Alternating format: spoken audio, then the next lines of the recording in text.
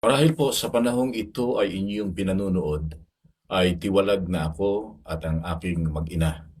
At malamang din po ay ako'y nakaalis na at tinulungan na ng mga taong tumutulong sa akin.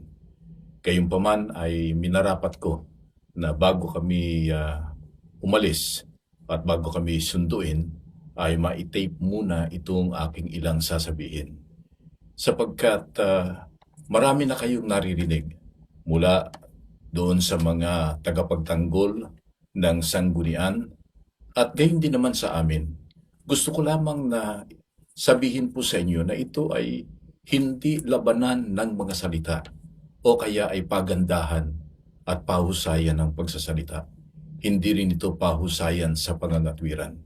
Ito po ay labanan ng kasamaan at ng kabutihan, ng katotohanan at ng kamalian. At alam ko po na tayong lahat gusto nating pumanig sa totoo. Kaya ang gusto ko lang pong masabi sa inyo ay ang gawin natin, sundin natin yung tama. Marami na kayong narinig, timbangin ninyong mabuti. Tulad halimbawa doon sa mga spokesperson ng ng sanggunian, kapatid na Bian Santiago at kapatid na Edwil. Mga kapatid, magkakaibigan tayo at ay napakatagal na nagkasama-sama. Pero alam ninyo kung ano nangyayari sa iglesia.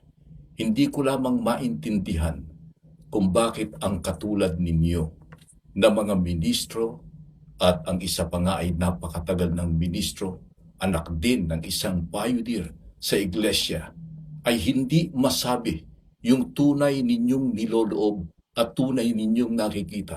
Alam ninyo na sa ating mga pag-uusap kahit noon, ay kayo rin ang bumabanggit ng mga katiwalian na ginagawa ni kapatid na Glicerio Santos Jr. Meron ka pang ang termino, kapatid na Bien, na sinasabi mo sa akin na wala tayong magagawa sapagkat siya ang apple of the eye ngayon ng namamahala. Kaya kahit anong sabihin natin, ay hindi pakikinggan. Nalalaman ninyo kung anong nangyayari. Si kapatid na Edwil, nagkakabiroan tayo, pero sa biro, nalalaman mo kung ano yung mga nasasabi sa biro at kung ano ang nasasabi o nababanggit na mga bagay na nangyayari. Kaya sana, kung kayo man ay magsasalita pa, maging spokesperson kayo ng Diyos, hindi ng mga taong inyong ipinagtatanggol. Tandaan ninyo, yung katiwalian, hindi naman ito kakaila. Lilitaw at lilitaw yan. Alam natin yan, itinuturo natin yan, na hindi na itatago ang lihim. Kundi yan ay lilitaw, ihahayag yan ng ating Panginoong Diyos.